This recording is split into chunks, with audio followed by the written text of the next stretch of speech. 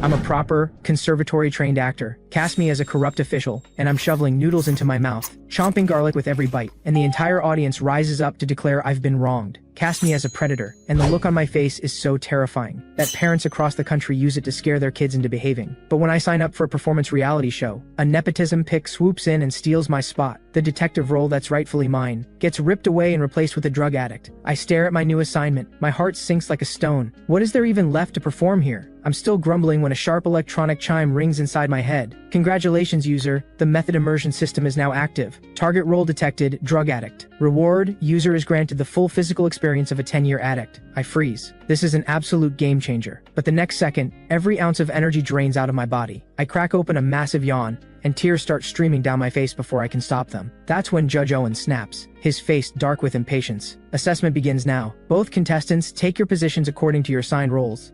The table and chairs in the center of the room will serve as the interrogation set. He barely finishes when I shout out, "Hold on, just give me one more second." I spin around and bolt to the corner of the room. I drop into a crouch and start dry heaving. Everyone in the room freezes. What on earth is he doing? Zachary, the guy who stole my detective role, doesn't even blink. He drops into his chair like he owns the place. Nervous enough to puke? He sneers. That's some seriously weak mental game. Put a camera in front of you and who knows what kind of mess you'd make. Judge Owen shoots him a look. Zachary, get into character. Sure thing, Zachary chirps back, all smiles. Over in my corner, something is seriously wrong. My body feels like it's falling apart. I've never touched anything in my life, but right now, my arms are covered in goosebumps. My stomach is churning like a storm. My limbs are shaking and cold sweat is breaking out all over me. This is not normal. I think back to the system chime a moment ago. So I've actually turned into a damn addict. Can I even switch back? The thought barely forms before the system chimes again. Role state deactivated. Switching complete. In an instant, I'm back to normal. Every symptom vanishes. I almost break down right there. Thank God I can switch back. This system is absolutely insane. It can actually transform me into the physical reality of whatever role I'm playing. Play a drug addict and I literally become one.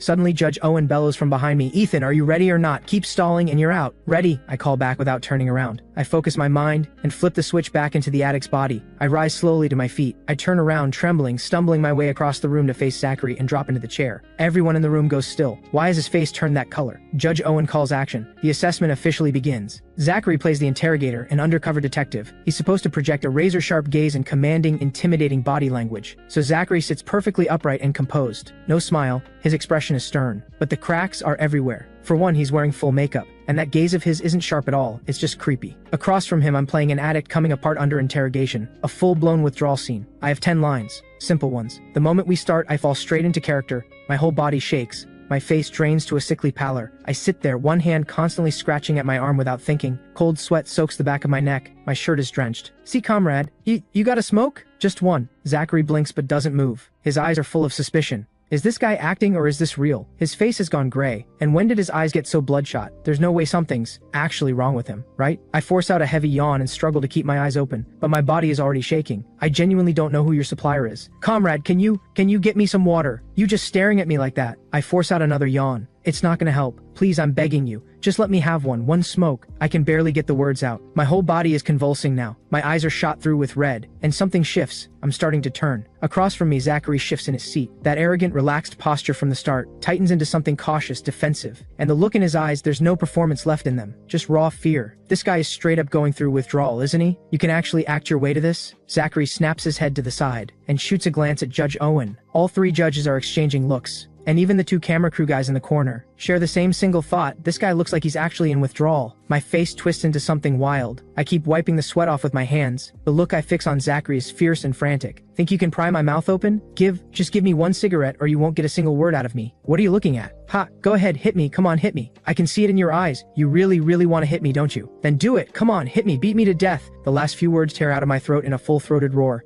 Zachary is shaken by my eyes, by my face. He shoots to his feet on instinct, stumbling backward 1, 2, 3 steps. Pure terror on his face. The chair crashes to the floor behind him. All three judges rise to their feet at the same moment. They stare at me, stunned. The atmosphere in the room has completely changed. Watching my condition grow more and more alarming, Judge Owen hurries over to Master Jao and whispers, "Master Jao." Master Jao is rattled too, but he says nothing. He just stares at me hard. He can't tell. Is this young man performing, or is this a real withdrawal? By this point, I've already delivered 7 of my 10 lines, especially that last one. The madness in my voice, the hysteria. and those final lines, hit me, beat me to death, all improvised on the spot, and the effect is off the charts. Master Jo feels goosebumps crawling all over him. If this really is a performance, if it can make you feel like you're right there, make you genuinely doubt whether this kid is actually in withdrawal, then the acting is nothing short of miraculous. Over in the corner, the two camera guys huddle together. Holy crap, bro, is this guy actually going through withdrawal? Looks real to me. Should we call the cops? Mind your own business. The bosses haven't said anything yet, just keep filming. Bro, I think he's about to lose it. What if he actually flips the table? Do we jump in? I heard people in withdrawal are like rabid dogs. One bite and you're off to get a rabies shot. He doesn't finish the sentence. A tremendous crash cuts him off. I am fully gone now, completely consumed by withdrawal. I explode. The table goes flying. A low guttural growl tears out of my throat. Everything is wrong. Every surface is an enemy. I can't sit still, can't stand still. Restless, furious, burning, like a caged animal desperate to tear into anything within reach. Give me one drag, I snarl. Then I lunge straight at Zachary. The sudden move drains the color from his face. He lurches backward, but in his panic, his left foot catches his right heel and he goes down hard, crashing onto the floor. That does it. It's like lighting a fuse. I charge. My knee drives hard into Zachary's chest and pins him. Give me one drag, I scream into his face. One drag. Give me one drag. One hand clamps around Zachary's throat. The other tears through his pockets, searching frantically. Zachary is so terrified he can barely feel his own limbs. Help! He screams. Someone help me! Judge Owen finally snaps, shouting across the room. Ethan, what are you doing? Someone get over there and pull him off. The two camera guys in the corner feel their hearts drop. It's real. He's actually in withdrawal. We need to call the cops. Now. They steel themselves and rush forward. And that's when my hand closes around a pack of cigarettes in Zachary's pocket. I spin away and curl up in the corner, huddled on the floor. With shaking hands, I manage to pull a single cigarette free. The lighter slips from my fingers again and again. Finally, I get it lit. I drag hard. Tears, snot, and spit all mixed together on my face. A long breath of smoke pours out. I murmur to myself, worth dying for. In the middle of the room, the two crew guys drag Zachary away. A long dark streak is left on the floor behind him. Zachary wet himself. Judge Owen is already on the phone calling the police. Master Jo and the female judge back toward the rear exit. No one dares come near me. I stay curled in my corner, pulling slow drag after drag. Then, 10 minutes later, sirens. The door bursts open, and two uniformed officers stride in. Judge Owen rushes to meet them, pointing at my corner. That's him. He's in withdrawal. He has to be on something. Look at what he did to one of our contestants. The two officers exchange a glance. One reaches for a stun baton, the other draws a pepper spray canister. They move in slowly. Just as they're about to move in on me, I turn my head and look up at them, completely blank-faced. Hey, sorry, did someone call cut? Are you two part of the setup? The officers don't say a word. They take me with them. As I'm walked out, hundreds of people outside have their phones up, and everyone has heard the same story. A contestant who happens to be an addict gets assigned the role of an addict in the assessment, and then actually goes into withdrawal mid-performance. Apparently he scared his competitor so badly the guy wet himself. Who's the competitor? Some cosplay streamer who calls himself the ethereal pretty boy. Wet himself on the spot. It spreads online fast. Wild posts multiply everywhere, but every single one of them is about me. By evening, the sun is low on the horizon. I finally walk out of the police station, feeling lighter than air. Both the urine test and blood panel come back clean. There's nothing in my system. Everything that happened in that assessment room was a performance. I walk out the front gate. A single officer follows behind me, the same one who personally brought me in this afternoon. His name is Officer Miles. We reach the roadside and Officer Miles gives my shoulder a pat. All right, kid, head home, and we'll put together an official statement about the competition to clear things up on your end. Thank you, Officer Miles. I reach out and shake his hand. Officer Miles shakes his head with a laugh. Don't mention it. Honestly, when I first saw you, I genuinely thought you were in withdrawal, and it was all an act. I have to say, that's something else. Thanks for the kind words. I give a modest smile. All right, off you go. I'm heading out then. Thanks again, Officer Miles. We'll get that statement to the show as soon as possible. Go on. I leave without a worry in the world. That evening, the Yunjing District Police Station releases an official statement. Since I was taken away from the open audition of what is an actor in full public view, the incident has generated enormous public attention online, so the police find it necessary to set the record straight. This kind of thing can't be allowed to spiral. It needs to be shut down immediately. At the same time, the production team of What is an Actor, the person in charge of the Yunjing audition site, and all three judges, all receive copies of the official police statement. When the three judges, sitting together at dinner, finish reading it, they are stunned. Not a withdrawal. It was all a performance. Well, damn. That level of performance is nothing short of miraculous. Master Jo and the female judge slam the table right then and there. Ethan advances. Decision made. Judge Owen has nothing to say. What could he say? Even he is floored. As for the little streamer, he wet himself mid-assessment because of how convincing my performance was. Someone like that, you couldn't protect him even if you wanted to. Just let it go. And just like that, I advance. At 9:30 that night, the official What is an Actor website posts the results of the first open audition. In the Yunjing region advancement list, my name is right there. At the same time, the website posts a separate statement, attaching the police report to clear my name. Everyone who reads the clarification is completely stunned. Wait, so Ethan's performance was so convincing that he scared his opponent into wetting himself and had the judges calling the police? and he's completely clean. You couldn't write this in a novel and have anyone believe it. The tide online shifts in an instant. Clout-chasing posts spring up like mushrooms after rain. My name takes over the trending list all over again, but this time, every single post is nothing but praise for my acting. Midnight. Zachary's in a foul mood, no cosplay tonight. He went to an audition this afternoon and got scared into wetting himself by some lunatic. The embarrassment could fill an ocean. He has zero interest in going live, but he has to. His fans need FaceTime. That's his golden rule for keeping his audience. Check in regularly, keep the connection warm. So Zachary changes into something casual and tidies himself up a bit. With beauty filters on, he's the ethereal pretty boy once again. He goes live. The moment the stream starts, his jaw nearly drops. Over 50,000 viewers already. He has around 300,000 followers, but his live audience rarely breaks 10,000, usually just a few thousand at most. What is going on today? The numbers keep climbing like everyone has been waiting for him. Zachary's mood lifts. He strikes a pose for the camera. Good evening, everyone. Before you head to bed, your boy Zachary's here for a quick chat. He stops mid-sentence. His expression locks up, the screen floods with comments. The chat is an absolute wall of text. Streamer, heard you wet yourself, lol. Oh may I'm deceased. Honestly, I came here hoping to watch you do a handstand and lose it. Did you see the audition results? I heard Ethan made it through. No way, I just watched the leaked footage. His acting is insane, absolutely destroys everyone else. It looks so real, you genuinely couldn't tell it was an act. Did anyone notice the clip of the streamer wetting himself got cut? Otherwise he'd be truly famous by now. Though he's getting pretty famous anyway, people are calling him the soggy pretty boy. Come on streamer, do the handstand, you know what happens next. Seriously, if you don't do the handstand, I'm unsubscribing and I mean it. Wait, that's the top donor saying that. Ha, tonight just got interesting. Zachary's face goes blank. His top donor is threatening to leave. That cannot happen. The viewer count is still climbing, nearly 100,000 now. Everyone is piling on with unsubscribe threats. If they actually follow through, this account is finished. He'd have to start from zero, and his agency would come after him for breach of contract. The thought of that penalty figure makes his insides turn to water. He grits his teeth, stands up and faces the camera. A stiff, unsettling smile spreads across his face. Through clenched teeth, he forces out the words, "Fine, a bet's a bet." The next morning, my phone jolts me awake. I drag myself up in a daze and answer. A few words in, I'm wide awake.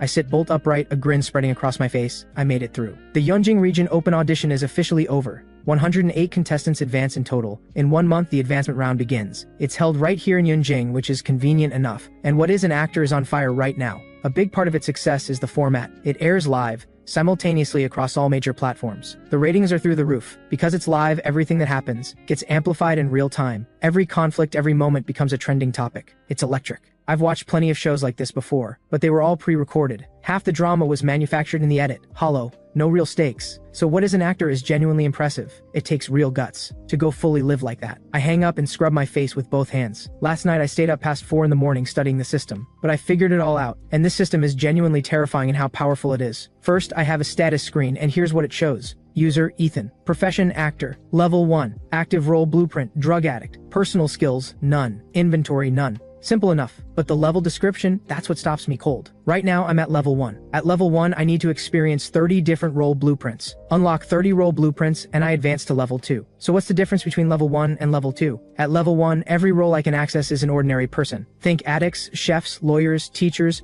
real people from everyday life. Characters grounded in reality. But at level 2, the roster expands. A new category unlocks. Roles that don't exist in the real world. Warriors, for example. Every martial arts role, every action hero role, all of it becomes available. My system is called the Method Immersion System. What it means is, the moment I take on a role, the system transforms me into that role, body, identity, and all corresponding skills. So once I hit level 2, if I play an ancient martial arts master, or a modern-day assassin, I will actually become one, with real combat skills, real killing techniques. And level 3, even more extreme. At level 3, the roles expand into the realm of fantasy, meaning, if I play a role in a fantasy epic, I will be granted real supernatural power, even specific abilities and techniques. That is the Method Immersion System, and it is extraordinarily powerful. Exactly the kind of gift a person like me deserves. Every great underdog story starts with a system like this. So yes, I'm excited. The future is wide open, but reaching the top, and wielding the kind of power that comes at the highest levels, is going to take a long time. The system has a constraint. My role is locked to the profession of actor. That means I can only unlock role blueprints through actual performances. I can't do it solo. I can't game the system and grind roles on my own. I have to do it the honest way, landing real roles in real productions, or competing in shows like What is an Actor to earn the right to perform. But I'm not in a hurry. The system is active. I'll take it one step at a time. Level 1 to level 2 takes 30 role blueprints. Level 2 to level 3? Who knows? For now, the The best way to level up is to keep doing shows like this, or grind as a background actor across as many productions as possible. No interest in becoming a big star, no interest in signing with any agency. I don't need to commit to a full film. That takes years per project. I can't afford that. So my goal is to become the greatest background actor who ever lived. Around 9:30, I get dressed and step out of my bare-bones rental apartment. I grab a cab and head to a hotel near Yunjing Film Academy. This place is a hub for small production scouting day players. The upper floors are crawling with low-budget crews, so the area outside is always packed. All of them drifters chasing the dream of becoming the next big star in this city. They camp here every day, hoping someone will pick them, even for a background role. Some are conservatory trained, others are pure amateurs running on passion and nothing else. The one good thing about this spot, no middlemen, no shady recruiters. Being next to the film academy means it's mostly students who run the show here. I arrive and take my place quietly in the shade. Just wait. People come down from the hotel at random intervals to scout for day players. Happens 7 or 8 times a day. Lucky ones walk away with pay. Unlucky ones at least get a meal. I used to come here all the time. I know how it works.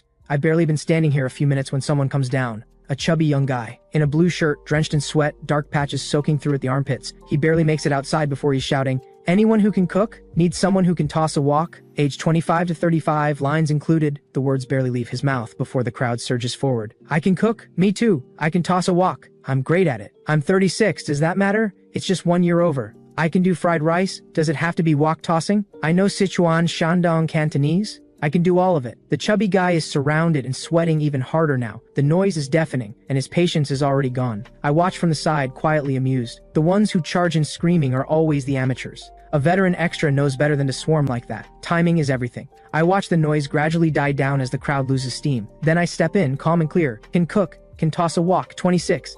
Short to the point, everything that matters. The chubby guy snaps his head toward me. His expression does something strange. He shoves through the people around him and walks straight up to me. "You look familiar. Wait, you're the one from the What is an Actor audition yesterday, Ethan, right? That's you, isn't it? Played a drug addict and ended up with the police showing up?" I give a modest nod. "That's me." He lights up. "And you're still out here looking for work? All right, you're in. Follow me." I smile to myself. Done. I follow him upstairs and get the details on the role. It's a low-budget urban drama. They started shooting this morning. This scouting post is about to wrap up. Most of the roles have already been cast, but a call came in from set this morning. In the first scene up to be filmed, the actor playing a background character, a chef with 2 lines, was in a car accident and can't make it. So they called here to find a last-minute replacement. It's just a walk-on, 2 lines and done. Once someone's picked, they head straight to set. In the room, the casting assistant director, a middle-aged guy in black-framed glasses, takes one look at me and stops. The chubby guy leans in and says something low. The assistant director's eyes widen. "Oh, it's him. He went viral yesterday. Total unknown, plays a drug addict, ends up with the police on scene. That's quite a breakout." He gives me a nod. "Kid's got something. But you know what we need here, right? 2 lines. Background role. Interested?"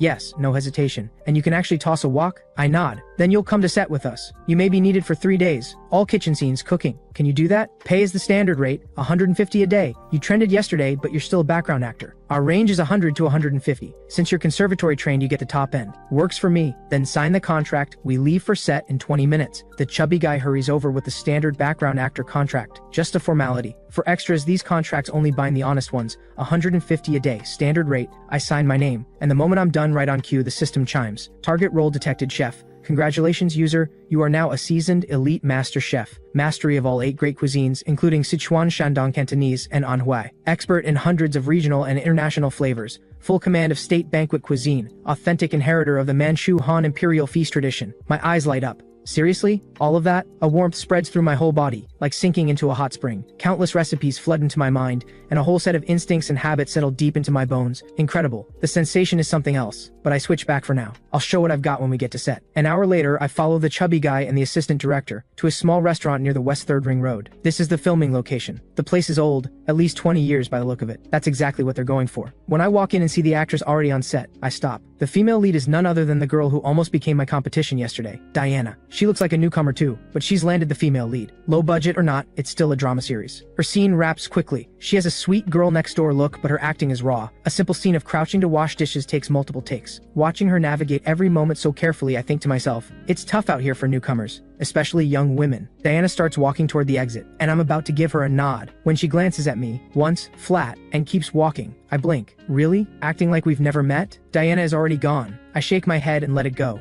That's showbiz. Respect flows upward, not sideways. If we bumped into each other on the street, she might have nodded. Maybe. But here on set, she's the female lead. I'm just a last-minute background actor. The gap speaks for itself. Someone with better social instincts might have thrown out a polite greeting. The less socially aware ones don't even bother. Why waste breath on a nobody extra? And if her show somehow blows up, if she shoots to fame overnight, what am I? Still just an extra. I can live with that. She has that sweet look, that girl next door charm, but nobody lands a lead role in this industry without something going on behind the scenes. Never judge by appearances. I stay near the entrance and wait. Inside, the assistant director has been whispering with the director for a while now. What's going on? Something wrong? How does a background actor spot cause a problem? I crane my neck. There's someone in the kitchen back there. Looks like they're in the chef role. They're fumbling around with a large wok. Awkward. No way. Did someone just get replaced? Sure enough, the assistant director comes out and walks straight to me, face serious. Ethan, here's the situation. Before we got back, the female lead brought someone with her. You understand what I mean? That's the person in the kitchen. It clicks. That explains Diana's cold, borderline hostile look when I walked in. She snuck someone in, her own pick, trying to get them some exposure. It's not unusual on set. Happens all the time. I don't make anything of it. But I signed a contract with this assistant director. Where does that leave me? He sees my brow furrow. He pats my shoulder and lowers his voice. Easy, Ethan. Don't worry yet. The chef role in these scenes is just background, true. And it's only 3 days. But the director cares a lot about detail. That guy in there doesn't know how to cook. His energy in the kitchen is completely off. They've run over a dozen takes before he even got back. Not one of them works. So the director wants to see what you've got first. If you've got the right feel, you stay. If not, they'll make do with what they have. Understood? I laugh. Understood. He exhales. He looks at me for a moment, then leans in. I saw your clip from yesterday. The drug addict scene made an impression. I still don't know if you were acting or...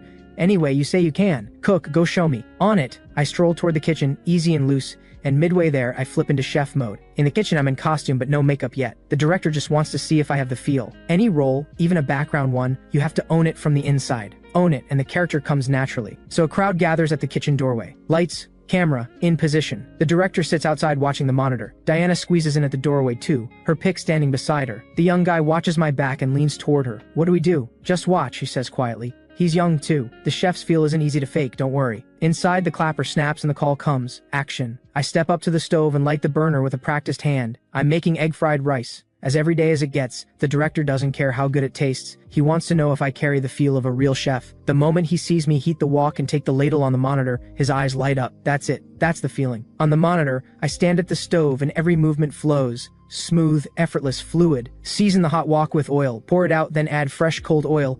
I reach for an egg, and with the most classic of chef's techniques, I give it a gentle squeeze in one hand, the shell cracks clean. 1 egg into the wok. 2, 3. Then I start breaking them up fast. Hands moving at real speed. My other hand grabs the wok through a folded cloth and starts tossing. Clean, rhythmic, beautiful to watch. This is what a real chef looks like. The director smiles and nods without even realizing it. The crowd at the doorway exchanges glances, all nodding. Natural, completely natural. However you look at it, this man is a cook. Diana's expression sours. Was he actually a chef before? How else does someone toss a wok that naturally? At that level, you need at least 3 to 5 years behind a stove. There's no other way. This is bad. And of all people, the assistant director had to go and find him. The kitchen work wraps up quickly. 1 plate of egg fried rice, done. When I scoop it from the wok onto the plate, the motion is quick and clean. When just a scraping is left in the wok, I show off a little. I drag the long ladle hard along the back of the wok, sweep it around in a full reverse arc back to the stovetop, and tip what's on the ladle neatly onto the plate. Most professional chefs can't pull that off cleanly. Too much or too little force, the wrong angle, and rice goes flying everywhere. At the doorway, the assistant director is grinning from ear to ear. Flawless. He can't find a single thing to critique. This man is a cook, plain and simple. Without turning around, I call out, "Fried rice is up," my first line. Completely natural. After a couple of minutes, I turn toward the door and shout, "Mia, fried rice is ready. Take it out to the table." The words land, and from outside, "Cut." The screen test is over. The assistant director is first through the door. He claps my shoulder. "That's it. That's the right feel." I've already switched back out of chef mode. I smile and keep it modest. "Thanks, Philip." The director follows. His face stays neutral, but his eyes don't lie. He's pleased. He stops at the kitchen doorway and raises his voice. "He's in. Get him to makeup. Let's run it properly. And Ethan, make another plate of fried rice. Keep the same feel. What you just did, that was right." He turns back to the rest of the crew. "Everyone, positions. Diana, get your scenes done. Come on." Diana's tone carries a note of reluctance, but she has no say in this. She gives her pick a consoling pat on the arm and signals him to head out. At the very least, she still has her own scenes to finish. The makeup artist gets to work on me. For a chef in an old restaurant like this, the look has to be greasy, worn, lived in. The director stands nearby, giving notes to the makeup artist. Just a few words in, I can already tell this director is meticulous. He picks at every detail. If the script holds up, this low-budget series might actually be worth watching. The soul of a production lives mostly in the director. The actors are secondary. The director finishes his notes and turns to leave. On his way out, he glances at the plate of fried rice I made earlier. Something pulls him toward it. He picks it up. About 15 minutes later, filming begins for real. The clapper loader, lights, and cameras all spring into motion. I'm not on camera yet, just cooking in the background. At the kitchen doorway, Diana, playing a Cinderella-type lead, crouches on the floor washing vegetables. All the camera attention is on her. I get the occasional cutaway shot. Outside, the director is fixed on the monitor, but his left hand is holding a plate and his right hand has a spoon, and he is shoveling down that fried rice. He doesn't even seem to notice. He is eating like it's the best thing he's ever tasted. After more than 2 hours, Diana's scenes are finally cleared. From the look on the director's face, barely. In that stretch of time, I have made 12 plates of egg fried rice. My arms are genuinely sore, honestly.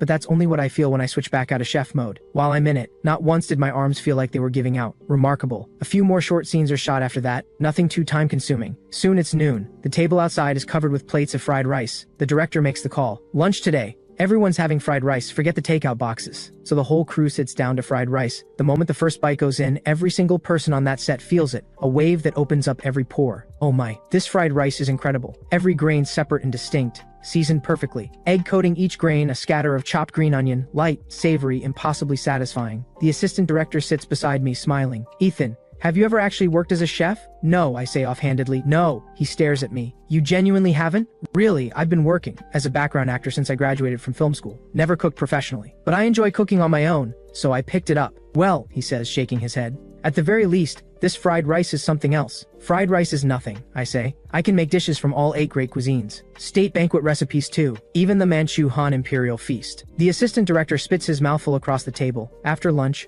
I stand alone under the shade of a tree outside the restaurant, waiting for my pay. As a background actor, I get paid day by day. My scenes are done, so that's $150 in my pocket. Enough for 3 days of meals. I pull up the status screen, take a look at the level details. Satisfying. For a system like mine, the best upgrade path is exactly this. Working as an extra, experiencing as many different roles as possible. Or, if I get a little recognition, I could step up to a featured extra or a foreground role. One step above that, a guest actor role is more than enough. I don't need to become a real actor. Whether it's a film or a drama series, the time commitment is enormous. Completely unnecessary for what I need. Just unlocking a handful of roles gives me everything I need to live well, comfortably even. Take this chef role blueprint, for example. The buffs the system gave me are outrageous. 8 great cuisines, state banquet cuisine. I can even make the Manchu Han Imperial Feast, a tradition most people think is lost. What more could I possibly want? I close the status screen and stretch out long. Footsteps behind me. I turn. It's Diana, still in costume, still in full makeup. She strolls over with her hands behind her back, smiling. Ethan, what a coincidence. I didn't expect to see you here as an extra.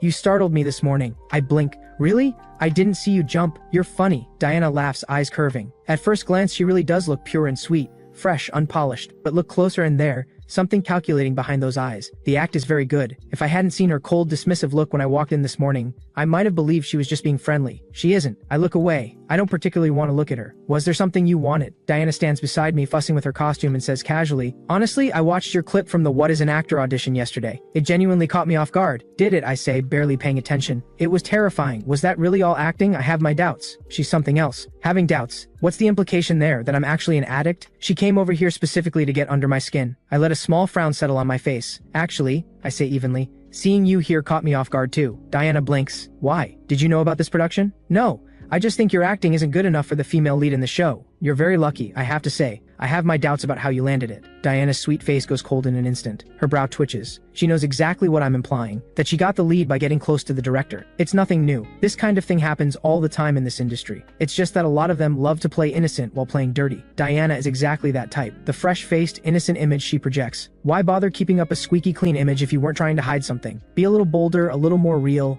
You might actually be more interesting. I turn and leave, ignoring Diana and her clenched jaw. I'm just an extra. 3 days of background work, whatever. I go back into the restaurant and find the assistant director. My pay for today comes through quickly. As I'm about to leave, he pulls me aside, pats my shoulder, and smiles. Ethan, the director made some last-minute changes to tomorrow's scenes. He's added some scenes for you, a few more lines. You said you can do all 8 great cuisine state banquet recipes? The Manchu Han Imperial Feast, was that right? I nod. He lowers his voice, grinning. There's a state banquet dish called squirrel mandarin fish, you know it? I know it. Good, that's what tomorrow's added scene calls for. Think you can handle it? That dish takes time to make properly. We'd need to talk about pay. Not a problem. $1,500 for the day, guest actor rate. Fair? Then we're good. Ha! Alright, but there's a condition. Background actor or not, you still need to nail the lines. 9 lines added for tomorrow. No problem. Good, give it your best tomorrow. Honestly, your feel for this chef role has me genuinely unsure whether you're an actor or a cook. Alright, head home, 10:30 tomorrow morning sharp, see you. I turn and go. Across the way in the shade, Diana is talking to the director, animated. I catch fragments of what she's saying. You really believe he was acting? A lot of people online are saying that was a real withdrawal. We don't know anything about his background, and you're giving him more scenes? The way she says that last word, it comes out soft and cloying, almost intimate, disgusting. If she hasn't been sleeping with that director, I'll eat my own head. This industry is a sewer. Nobody walks through it clean. I never claimed to be clean either, otherwise I wouldn't be trying to break in. I walk off the set without looking back, grab a cab, straight home. The next day, 11 in the morning, back at the restaurant set. I'm ready. 9 added lines, confirmed. And this time, there's a dedicated camera angle on me. I might actually be on screen. An opportunity like this for someone barely a year out of school, grinding as a nobody extra, is genuinely rare, especially since today's dish is squirrel mandarin fish, a state banquet classic. In the kitchen, the master chef in me takes over. The clapper snaps and the call comes, action. My ladle is already moving. At lunchtime, the small restaurant is buzzing. The director, the assistant director, Diana, and I all sit at the same table. The centerpiece on the table, squirrel mandarin fish. Crisp on the outside, tender within, the color a deep golden orange. The flavor, sweet and tangy. The texture delicate, the aroma rich and savory. The fish melts on the tongue. The tofu is silky and smooth. The sauce ties it all together, and you simply cannot stop eating. Everyone at the table loses themselves in it. Even Diana, who can barely hide her hostility toward me, takes one bite of this state banquet dish, and nearly drops her chopsticks. This is incredible. I have never tasted anything like this. Not even at a 5-star hotel. She really can't understand it. What is this guy? An actor? An addict? A chef? The director is more than satisfied with my performance. He says it feels like watching a real chef go about his actual life, and throughout the entire shoot there's not a single trace of acting. Just natural, effortless presence. The lines are no different. Convincing enough to make you believe I belong behind that stove. Maybe he really was a cook and went to film school later. After lunch, the director comes to find me himself. We stand together in the shade. He smiles warmly. Ethan, be honest with me. Have you ever worked as a chef? No judgment, just tell me the truth. It won't affect your position here. No, really, I haven't. I've been grinding as a background actor since graduation, a year of chasing opportunities. No time for anything else. When would I have cooked professionally? You genuinely haven't? Well, your skills are extraordinary, and your way of inhabiting a role is so convincing I can't tell the difference between your real self and your performance. Thank you, director, for the praise. Praise? That's an understatement. That wasn't a compliment. Honestly, I think, stick to roles like this, a chef. You'll shine every time. I appreciate it. About today's pay. Hold on. Ethan, hear me out. We'll rewrite overnight, build your character up, give you the 5th male lead. You'd play the female lead's guardian. Screen time depends on how it develops, but you'd need to stay with the production. Roughly 3 months. If it goes well, no more background work. And don't underestimate this production. There's a major studio backing this. Once we wrap, I'll put together a chef-centered project just for you. Interested? I'm sorry, director. I'm not interested. Just settle today's pay, please. The director stares at me, genuinely baffled. This kind of opportunity is right in front of him, and he says he's not interested? Any other background actor, if a director offered to develop a whole project just for them, they'd be on their knees crying tears of gratitude. And this guy is just thinking about today's pay. The director is speechless. He stares for a long moment before he finally speaks. Ethan, you're sure you're not interested? I'm sure. I shake my head, no hesitation. Are you kidding? In 1 month, the live stage of What is an Actor begins. Who has any interest in playing the 5th male lead in a low-budget production like this? And sharing scenes with an underwhelming lead actress? Pass. The director's expression drops. He stares at me for a moment, then turns and walks away. I shake my head. Not exactly a class act, but I don't stress about it. The contract is signed. He has to pay. I'm not worried. A few minutes later, Philip comes out. He walks straight to me and drops his voice. You turned the director down. I nod. I half expect him to push back on me, or make a snide comment like the director. Instead, he surprises me completely. He gives a quiet smile. Good. Better that you didn't. Ethan, I believe in you. This place is too small for what you've got. Here, add me. I'll keep an eye out for something better. Here's today's pay, $1,500, and here's $800 extra. For the cooking at lunch, consider it a tip. Now go, get some rest. I take the money and finally let myself smile. Thanks, Philip. Philip, a genuinely warm-hearted guy, he gives my arm a pat. One more day tomorrow. See it through. Whatever the director does, we're under contract. Don't worry, I know my obligations. Good. And tomorrow's scenes are cooking again. Any chance you could make a proper Kung Pao chicken? It's my favorite. Done. But that'll cost extra. Ha, money on the brain, aren't you? Fine. Extra pay, no problem. Then it's a deal. Philip laughs, clearly delighted. I don't drag it out. I shake his hand and walk away. $2,300 for the day. Not bad. After tomorrow's final shoot, I should be able to take a day off. Day 3, same as before, a noon shoot. Sure enough, exactly as Philip warned, the young director has an attitude. A full morning of cold silence, random outbursts on set, attitude through the roof. I shake my head. Birds of a feather. He and Diana have the exact same emotional intelligence, or lack of it. No wonder she was able to walk right through the back door. Two people sharing a bed says everything about who they both are. I stay rock solid. Not a flicker of distraction. My scenes are the same as always. Natural, full command, every bit the master chef. Even if the director is looking for something to pick at, a single take is all it takes. Perfect every time. Nothing to criticize. In the end, the director has no choice but to take it out on Diana, because she is flubbing take after take. All that time wasted on her. So I let Diana have it all morning. She burst into tears at least 7 or 8 times. At noon I don't stick around for lunch. I pocket my 1,500 day wage plus the 1,000 Philip personally sponsored for the Kung Pao chicken. And the moment the cash is in my hand, I walk. Philip ends up finishing the entire dish of Kung Pao chicken by himself. The director is too embarrassed to touch it. Diana is too embarrassed to touch it. With both of them too awkward to eat, nobody else dares go near it either. Philip ends up smacking his lips with every bite. The dish is absolutely incredible. I give myself 3 days off. Back in Philip's little crew, the system's abilities help me pull in 4,950 in just 3 days, something I'd never managed before. So I treat myself, good food, good living. I pick up a haul of fresh seafood and slip into full chef mode the moment I'm home. In my tiny 30 square meter place, I'm cooking like a 5-star kitchen. Pure bliss. I eat like a king. Meanwhile, I spend a good chunk of time studying the system, trying to exploit a loophole, like assigning myself a role and trying to perform it on my own, or mimicking a character through cosplay. None of it works. The system had locked itself to the acting profession. That means I have to go through legitimate acting opportunities to trigger it. Out of options, back to being a bit part player. It's the fastest route. Also, the variety show live broadcast a month later is a good channel. I'm looking forward to it more and more. On the 4th day of my break, I decide to head out and look for work again. But early that morning, my phone rings. An unknown number. I pick up and from the other end comes an aged voice. Faintly familiar, drifting into my ear. Hello, is this Ethan? Yes, speaking. Who's this? It's Gio. Master Gio, I say warmly. It hits me in an instant. Gio was the oldest judge on the What is an Actor audition panel. The last person I expected to call me personally. If it's about the competition rounds, I'm all ears. Master Gio's warm chuckle comes through the line. Ethan, been keeping busy? Ready for the rounds next month? Just keeping myself occupied, Master Gio. For the competition, I just want to give it everything I've got, no regrets. I'm still just a fresh extra after all.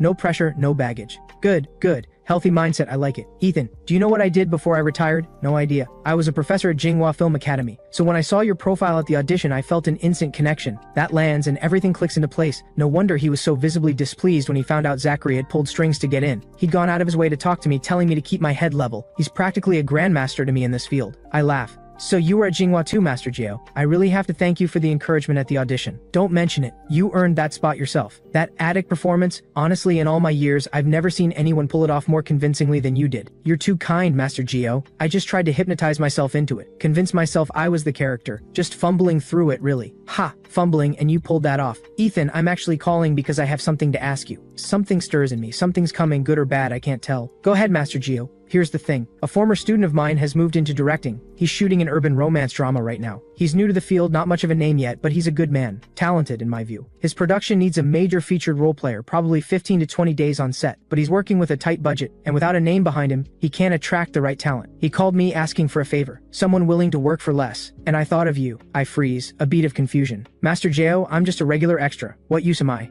I'm nowhere near a major featured player. Let me ask you something first, Ethan. My student needs someone to play a villain, a spoiled rich kid. Not a huge role in terms of screen time, but very much a type. The archetypal kind. Family worth over 10 billion. The whole package. Arrogant, overbearing, loud, and shameless. Think you can work with that? The moment I hear it, something ignites inside me. Damn. A spoiled rich kid. A family worth over 10 billion. Now that's something I can work with. Once I pull it off, the system should slot me right into that life for real. My heart rate picks up. I have to go for this. Master Gio, if you trust me, I'll be straight with you. That archetype you're describing, the textbook spoiled rich kid, I've actually studied it, and I've got a real feel for it. Ha! Excellent, I mean it, Ethan. I see real talent in you. You need more time and a proper production. Come on board. I'll bring you myself. Thank you, Master Gio. I appreciate it. Don't mention it. But Ethan, I have to be honest. Given the budget, they'll likely only pay you at the minor featured rate, not the major. Can you live with that? Absolutely fine by me. I'm still just an extra. Getting minor featured rate pay is already more than I'd expect. Perfect. Now that's what I like. Straight to the point. If you're free today, come with me to the set. Meet my student, do a screen test. If it clicks, we sign on the spot. Deal. I'm heading out now, Master Gio. Good. I'll be waiting downstairs at Far East Tower. On my way. We hang up.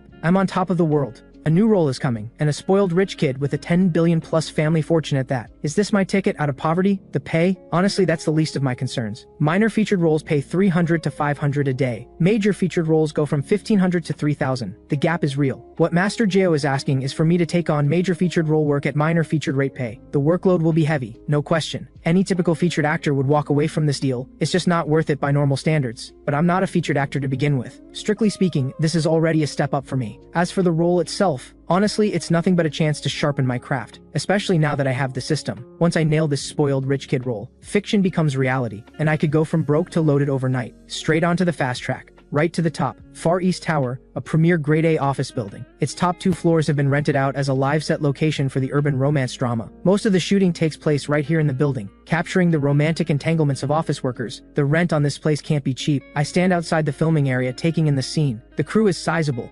noticeably larger than Philip's scrappy little team. The director is Zach. He used to be an actor, spent years at it without ever breaking through, so he switched to directing. He's Master Jeo's student, and his connections aren't bad. This urban drama is his debut feature, around 30 million invested, a real gamble. The male lead is a faded star named Rex, a name that might not ring a bell, but he carries one very specific label, the Howling Hound. He once became a household name across the country for that role, but outside of that one character he faded into obscurity. He did win a Best Actor award once, for a period drama, but in recent years the industry shifted, everything tilted toward fresh-faced young talent, and Rex, never one to chase publicity, never touched variety shows, or chased easy money, which meant his presence slowly faded from public view, until he had no work left. Sad really. The female lead on the other hand is a newcomer, a Film Academy student just like me. Her name is Stella. She was the top beauty of Jinghua Film Academy's class of 2023, not yet graduated. Apparently both Rex and Stella were brought in through Master Jeo's connections. That says something about his reach. After about 15 minutes, Master Jeo finally walks out alongside director Zach. "Ethan, come here." Master Jeo waves me over. "Coming, Master Jeo." I turn and walk over quickly. I come face to face with director Zach for the first time. First impression, lean, capped, face full of stubble.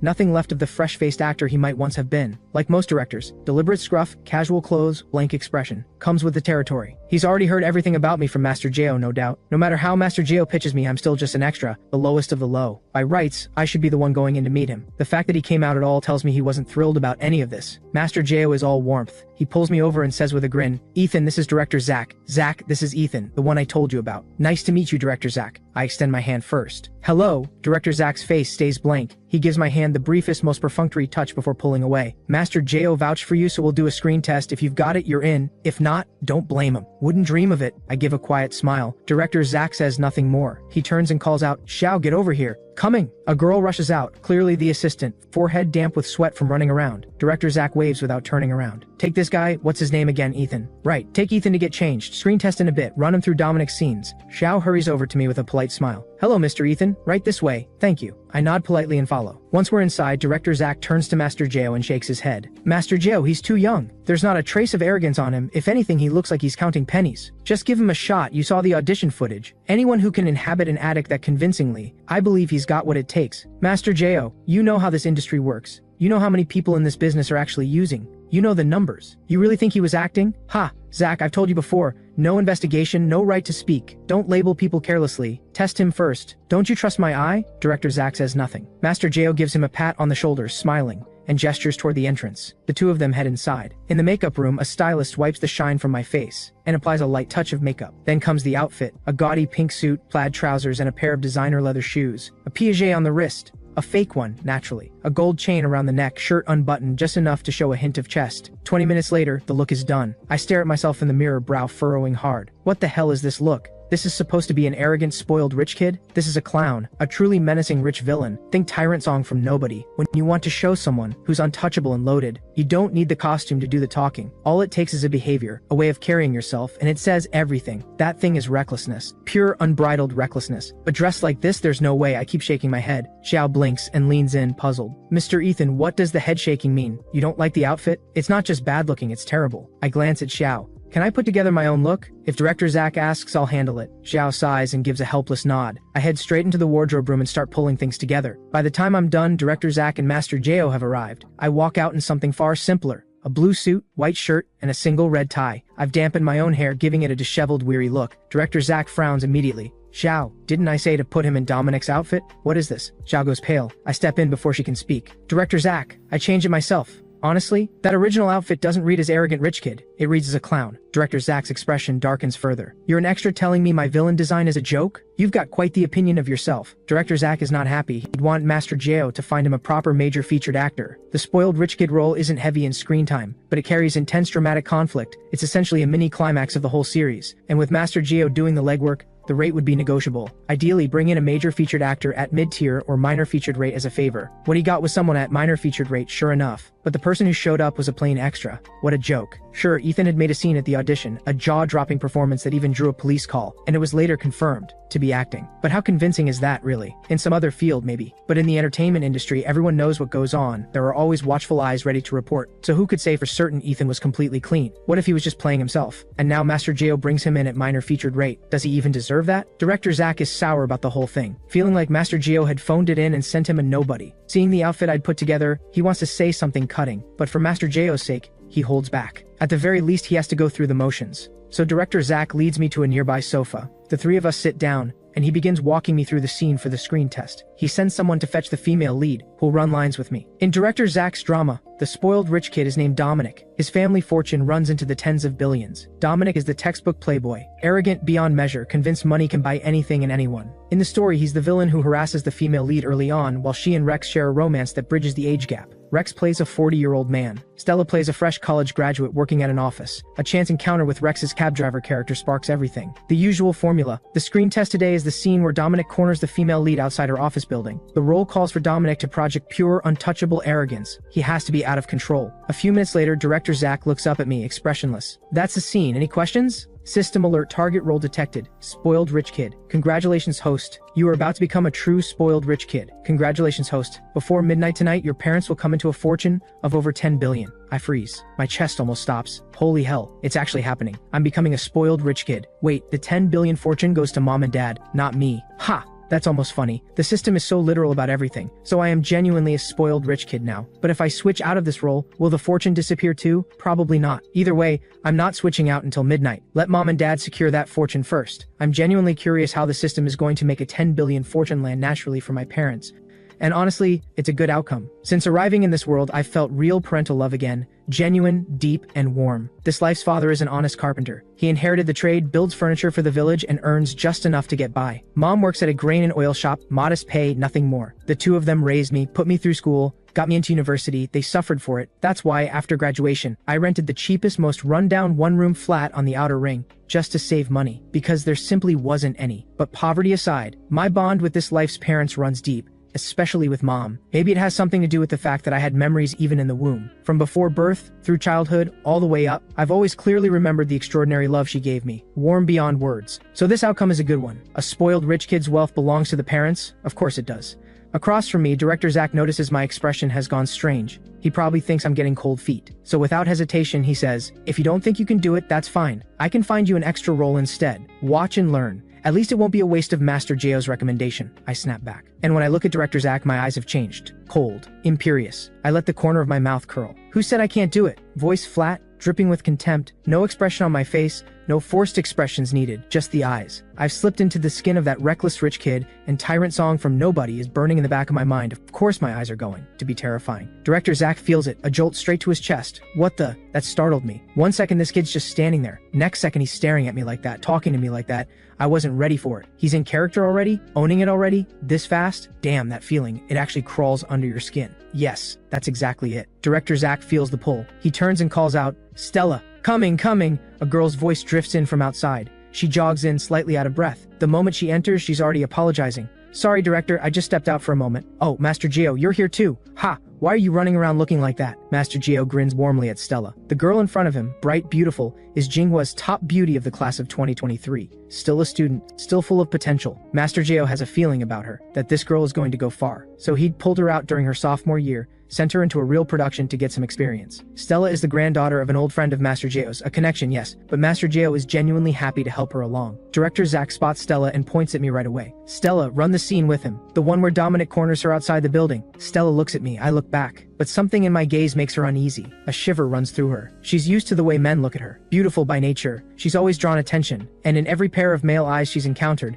there's always been desire. A possessiveness, the kind that exists between men and women. She can always tell. But this one, the way he's looking at her feels different, like she's an object, a plaything. Is that what she is to him? Director Zach wastes no time. After a quick introduction, he turns to Stella. "Right here, right now, get into it. Run the scene where you're cornered outside the building with Ethan. Any issues?" "No issues." Stella forces the words out. She's lying. There are issues. This is far too sudden. She's still a student, hasn't even finished her performance theory coursework. She's here partly because of genuine talent, and partly because Master Jao pulled strings. But the director has spoken. With Master Jao in the room watching, she pushes through. The floor clears. A cluster of onlookers gathers around the edges. Director Zack and Master Jao take their seats at a distance and watch through the monitor. Scene 1 begins. Stella walks out of the office building, wrapping up for the day. She's barely taken a few steps when a loud, swaggering voice cuts through the air. Surprise! Ha ha ha ha! Stella flinches, instinctively clutching her bag to her chest. She stares at me, startled. Dominic, you? What are you doing here? Picking you up. I walk toward her slowly. No exaggerated expression, just a quiet, casual contempt. The corner of my mouth barely lifts. That alone isn't much. But then comes the real moment. My walk does the talking. Arms loose and open, shoulders rocking gently side to side. One up, one down. This body language captures that raw, untamed arrogance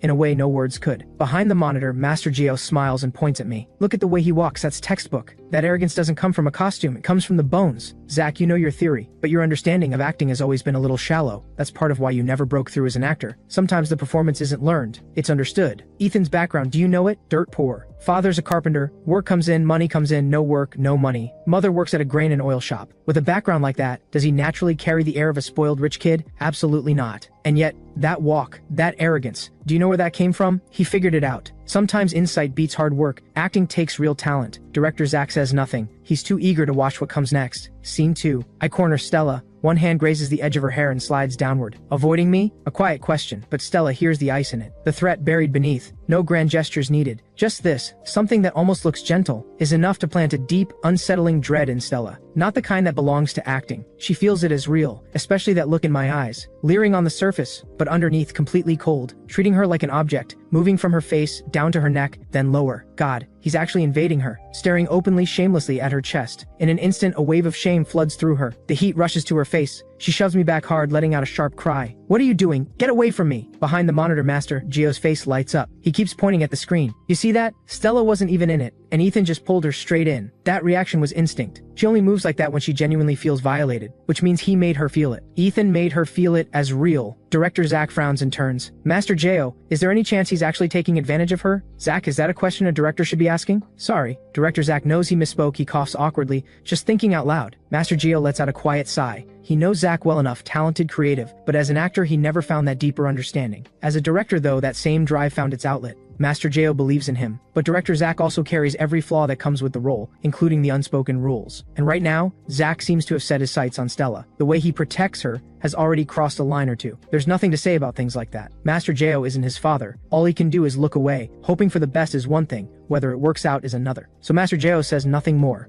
The two of them turn back to the monitor. Scene 3. I grab Stella's wrist. She screams and tries to pull away. The tension in the room rises. Normally, watching a man manhandle a woman like this, someone would step in. But instead, I spin around toward where Director Zack and Master Geo are sitting. Point a finger, eyes burning with intent. The hell are you filming? Put that phone away. Director Zack goes pale. Then I turn to a group of crew members watching from the side. What are you staring at? Get lost. The crew members stand there baffled. Is he actually yelling at us? Because my eyes are genuinely locked onto them. And every one of them is completely convinced that if they keep watching, he's going to walk over and swing. So brazen. So insufferable. The kind of person that makes everyone want to rush in at once. At the monitor, Director Zack is about to explode. That was directed at him. He has every reason to wonder if I was using the scene as cover to personally insult him. Scene 4. Stella struggles harder. Her face drains of color, lips going white, fighting desperately to break free. She's screaming for help. The entire set falls dead silent. Almost every pair of eyes is wide open, fixed on the scene. Come on, director. Anyone watching can see Stella is genuinely terrified. Why isn't Ethan stopping? Mid-struggle, I reach out and close my hand around Stella's throat. The two of us slam into the wall, bodies pressed close. I hold her there, expressionless, eyes cold. What do you think I am to you? What exactly do you think I am? Stella's eyes go red. Tears stream down in a flood. Her whole body goes limp.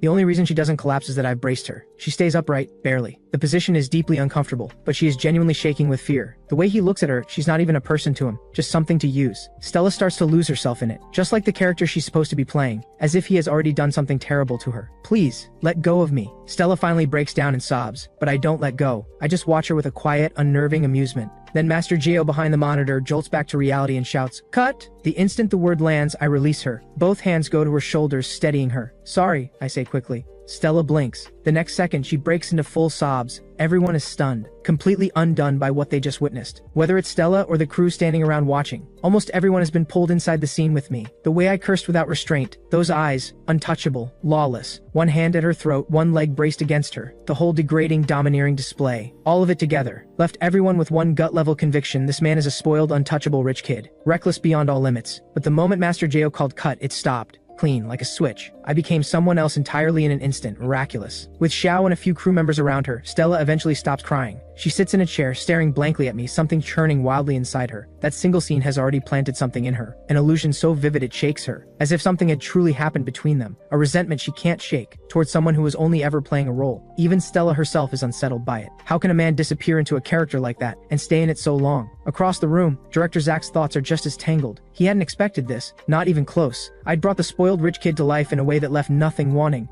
From every human instinct, the Ethan standing in that room just now wasn't acting. He was the character, no question about it. Arrogant, overbearing, ruthless. It's absurd. How does an extra figure this out? And from what Master Geo had said, Ethan's background is about as ordinary as it gets. By all logic, he shouldn't carry a trace of that energy. Director Zach is genuinely at a loss. Only Master Geo is beaming. So excited he can barely get the words out. He claps me on the shoulder, laughing. Ethan, that was incredible. Truly incredible. That performance just now, in all my years in this industry, it's the best I've ever seen. Nothing comes close. You were so vivid, so real. In my eyes, you were that reckless, untouchable rich kid. Completely. Thank you, Master Geo. I give a quiet smile and glance back at Stella. Is she okay? I think I may have frightened her. She's fine, she's fine. Consider it a lesson for her, the kind you can't buy at any school. Master Geo turns to Director Zach. Well, Zach, satisfied? More than satisfied, honestly. That level of craft doesn't belong to an extra. Ethan, you've never signed with an agency? Never. Just been grinding away since graduation. Director Zach feels something stir in him. He'd written me off before walking in, but now, this kid has something real. Someone Master Geo raves about. Should he bring him to the company, sign him? Director Zach takes a breath and leans in. Ethan, straight up, you blew past every expectation I had. Based on that alone, I can guarantee the company would sign you. Are you interested? Train under me for a few years and I promise you'll go places. Director Zach's face is full of anticipation. But just like Philip before him, he gets turned down flat. I shake my head without hesitation. No offense, Director Zach, I'm not ready to sign with anyone yet. I need more time to sharpen myself first. Director Zach blinks. An opportunity like this, and he refuses without even thinking about it? He's an extra. Director Zach thinks maybe he wasn't clear enough. He tries again. Ethan, the company behind us is Jinghua Media Group. I know, Master Jo mentioned it. Director Zach, thank you genuinely, but my decision stands. Even Master Jo chimes in. Ethan, are you sure? There would be far more chances to train inside a proper production. Master Jo, Director Zach, what if this is the only type of role I can do? What if I can't handle anything else? Would you regret signing me? And if you did regret it, if you shelved me, I'd be worse off than if I just kept grinding on my own. In my view, staying an extra, taking bit parts, that still builds the craft. Director Zach and Master Jo exchange a look. Fair point. They don't know him. They don't know his range. If the spoiled rich kid is his one trick, that's a dead end. A one-note actor going nowhere. An actor who only plays that one type has no future in this business. So the kid isn't wrong. Better to risk a few more years of grinding than risk being locked away on a shelf. Find out how wide your range really goes. The only clear-headed one in the room, and he's the youngest. Impressive. The more I hold my ground, the more Master Geo seems to like me, and even Director Zach can't help warming up. In the entertainment industry, actors who don't chase shortcuts are a rare breed. Director Zach lets out a long breath and nods with a smile. Alright, I respect that. But let's stay in touch. When the time feels right, keep us in mind. You know the weight behind us. Appreciate it, Director Zach. So, what about the role? The role is yours, no question, we signed today. And that minor featured rate Master Jo mentioned, I think it's a bit low. We'll sign you at mid-tier featured rate instead. Just bring that same energy to every scene. Out of the makeup now, I smile back. We shake hands, a firm, genuine grip this time. Then come the contracts and paperwork. Mid-tier featured rate runs $600 to $1,200 a day. Director Zach, usually tight with money, wants to make a good impression, so he goes straight to $800 a day. The role isn't large, but it'll keep me on set for 15 to 20 days. Perfect. At 20 days, that's $16,000 in the bag. Not bad at all. By the time everything is sorted, it's around noon. I managed to grab a crew lunchbox and sit with everyone on the top floor of Far East Tower, eating a 30 yuan meal. Right in the middle of lunch, my phone rings. I check, it's Mom. My chest tightens. She doesn't usually call unless something's up. Could it be the fortune? The system said before midnight today, my parents would come into a fortune of over 10 billion. But it didn't say when exactly. Could it be now? I answer. Hey Mom, what's up? Son, what are you up to? Her voice comes through. Light, easy, not excited, no signs of anything extraordinary. Mom, I'm on set having lunch. What is it? Oh, did you sign? No, just a mid-tier featured role. Oh my, son, you're already at mid-tier, not an extra anymore. I blink at her reaction. Mom, is that really that surprising? Your son was always going to move past being an extra, I keep telling you. You never believe me. Ha, I have absolute faith in my son. Sure you do. Alright, what did you actually call for? Get to it. Nothing major, just letting you know. Your grandpa suddenly got it into his head that he has to go back to the old house. What for? You know how he gets. Today he starts muttering about some old valuables buried in the backyard. Says he almost forgot about them, has to go dig them up. Old valuables? That's what he says. From the Ming and Qing dynasties, he claims. Even some from the Republican era. Jade, jewelry, the works. Ha! Says it's worth over 10 billion. I spray my drink everywhere. Master Geo glances over in alarm. I jump up, mouthing an apology. Sorry, let me take this outside. I step out and keep listening. Mom, Grandpa said 10 billion? That's what he said. He's getting on in years. He's been quite confused lately. He insisted on going back, so Dad and I are going with him. Just wanted to let you know, so you wouldn't worry if you came home and found no one there. Mom, these valuables Grandpa mentioned, you don't have any memory of them? Look at you. Your grandpa's confused and now you are too? He just wants to visit the old house. You really think your grandpa is sitting on treasure? What if he is? Ha! Well, if there is, Mom will save every bit of it for you, for when you find a wife. Alright, I have to go. Your grandpa's already heading downstairs. Bye. Click. I stand there, utterly speechless. So that's how the 10 billion fortune arrives. System, you are absolutely wild. This slick of a move, and you used my grandpa to pull it off. Grandpa's been confused for 2 years. If this clears his head, well, at least it's not a fortune with a suspicious origin. And if these really are genuine antiques, pieces from the Ming and Qing dynasties, it doesn't take many. A dozen or so could easily cross 10 billion. I let out a long breath. This also confirms something. I've already switched back to normal, but the fortune hasn't vanished. It arrived just as promised. This means the status boost the system granted me isn't just a temporary card effect, it's something that truly takes root. I just have to perform it to activate it. Perfect. Although, as a spoiled rich kid with a 10 billion background, I'm remarkably invisible. Knowing my parents, even if those antiques are confirmed to be worth 10 billion, they'll never say a word publicly. Suddenly, footsteps behind me soft, approaching slowly. I pocket my phone and turn. It's Stella. Her expression's a little awkward, one hand resting on her other arm, inching toward me like she's not quite sure she wants to. Hey, I turn to face her and speak first. The way I performed that scene definitely got to her. Can't blame her. Stella is only a sophomore, still very much a student at heart. Unlike the seasoned actresses who've seen it all, she hasn't built up that armor yet. There's still a certain freshness to her, an earnestness that hasn't been worn away. Stella steps closer. She makes herself look at me and manages a small smile. Hey, sorry about earlier. I probably scared you, didn't I? Didn't get the chance to apologize properly. You alright? I'm fine. Stella shakes her head with a laugh, visibly more at ease now. She comes to stand beside me, leaning against the windowsill, and lets out a slow breath. Was I embarrassing out there? Not at all. You did well. Stella looks down and sighs. Don't say that. Honestly, I'm barely holding on as the female lead. Master Jao is my grandfather's old friend, and Director Zach is his student. That's the only reason I have this role. I know exactly where I stand. I say nothing. I just look at her. She really is striking. Her presence, her bearing, all of it. No wonder she stood out even at Jinghua Film Academy. Top beauty of the class of 2023. In the past, every top beauty from Jinghua has broken through. Some are already among the biggest names in the country's entertainment world. So as long as her luck holds, Stella will have her moment. But right now, she's still very much in student mode. Being scared to tears in a scene with me, even her body reacting, that shook her more than she let on. I understand what she's feeling. I also know she came out here to talk for one reason, to shake off that lingering unease, the kind that's both mental and physical. After all, we have nearly 20 days of working together ahead, so I just lean there and let the conversation drift wherever it goes, easy, unhurried. Getting to know each other a little better now will help when the cameras start rolling. And slowly as we talk, a bright and easy smile finds its way onto Stella's face. That afternoon, filming of the spoiled rich kid arc officially begins. With me as an arrogant rich villain who blurs the line between real and performance, Stella finds her way into character faster and faster. Unfortunate for her though, every one of our scenes is intense. Dominic relentlessly pursuing a fresh graduate, refusing to let her go. When he can't have her, he starts to harass her, and Stella ends up in tears practically every other take. But the more this happens, the deeper the self-hypnosis goes, the line between performance and reality dissolving in her body. She keeps feeling as though something has truly happened to her, a wave of shame creeping in, especially when Dominic takes advantage of her on screen. By the time the afternoon shoot wraps, Stella can no longer hold my gaze. In her mind, she's been torn apart by the two faces of the man in front of her. One is Ethan, warm, easy, bright. The other is Dominic, ruthless, predatory, and cold. What a strange thing to feel. As filming goes on, Stella begins to drift into something like a fantasy. Maybe it would be easier to just give in, to surrender to that ruthless, overpowering Dominic. Because once the conquest is over, Ethan would be there, warm-eyed and smiling. This guy has something over her. When the day's shoot wraps, I head home feeling perfectly relaxed. Everyone else is working hard to match my energy. But the moment I step into this rich kid's shoes, it's like returning to something natural. Pure instinct. As arrogant as the scene demands, and not a drop more effort than that. Forcing yourself to feel something on demand is exhausting. In that sense, Stella is actually grateful for me. Because the moment she goes up against me in a scene, she's in, instantly. So convincingly that even director Zach almost believed the violation had been real. Back at my little rental flat, I take a shower. I've barely stepped back into the bedroom when my phone rings. I check. Mom again. My chest jumps. Could it be the fortune? I answer quickly. Hey mom, calling this late, must be good news. Son, we're rich. The moment I hear her voice, shaking with joy, I exhale. It's done. Rich how, mom? We really are rich, son.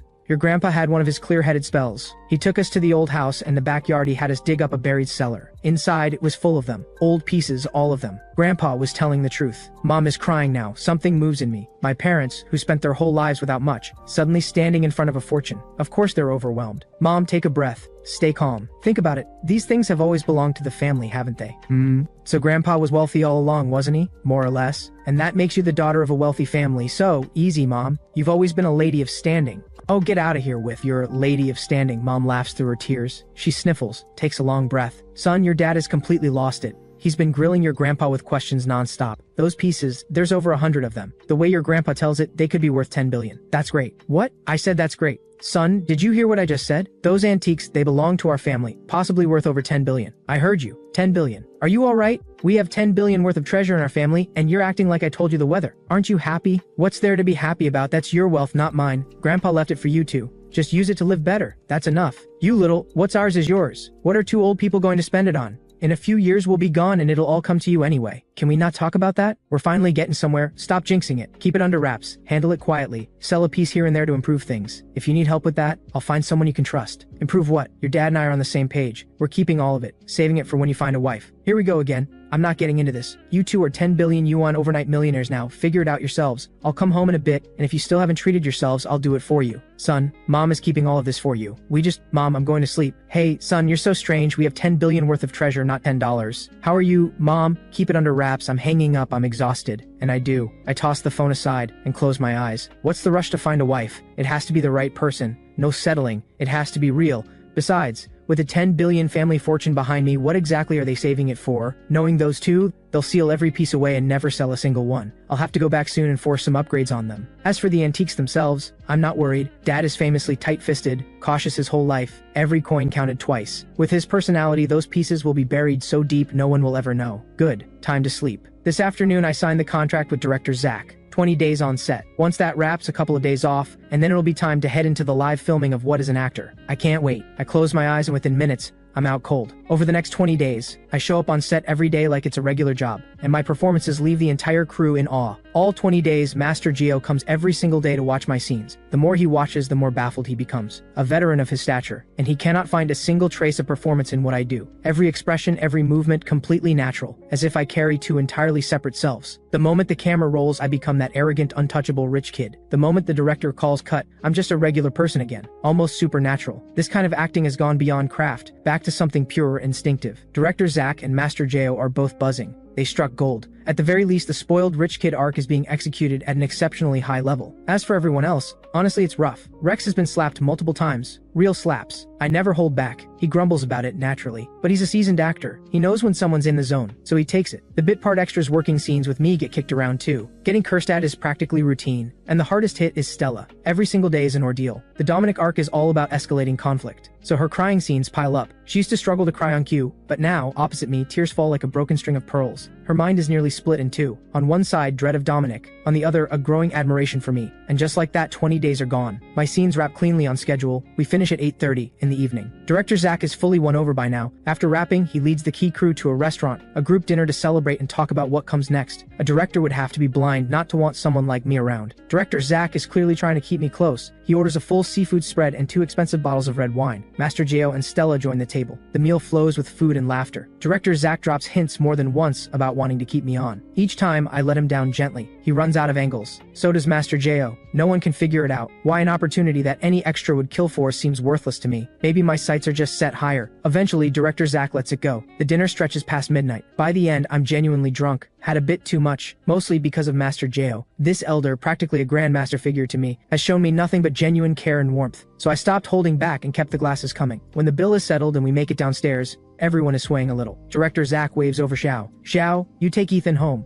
Master Geo and I will grab a cab. Stella, you're with me. Director Zach, let me take Ethan home. Stella steps forward right beside me. Without waiting for an answer, she hooks my arm over her shoulder. Xiao stares, frozen. Director Zach blinks. Stella barely touched the alcohol tonight. She'd been drinking sugar-free soda the whole time. Female actresses watch their weight. She's completely clear-headed. With every eye on her, Stella acts as if nothing unusual is happening. Actually, my place is close to Ethan's. It's on the way. I haven't had anything to drink. Don't worry, I'll get him a cab. Without another glance at the others, she turns and steers me toward the curb. Director Zach starts to move. but Master Geo reaches out and stops him. "Zach," he says quietly, "let her go. You won't stop her." Director Zach's hand freezes in the air, then slowly drops. The muscles in his face twitch. Everyone here is sharp enough to know what it means when a woman makes a move like that. In this industry, it happens all the time. But Director Zach feels it like a punch to the gut. An asset he'd been quietly cultivating, gone just like that. 40 minutes later, Stella, flushed and breathless from half carrying me, gets me through the door of her own apartment. She never had any intention of taking me to my place. 20-something days, that's all it took. That's the strange thing about people. It's complicated in Stella's case. She admires me, genuinely. And because of that, when she faces Dominic, something in her wants to surrender, to yield to that reckless, boundless arrogance. That fractured, contradictory pull is what drives her to bring me home tonight. It was always going to happen, sooner or later. And so that night, half-conscious and helpless, I fall. The next morning, just past 10, I drag myself out of bed in a daze, and realize this isn't my apartment. Not a hotel either.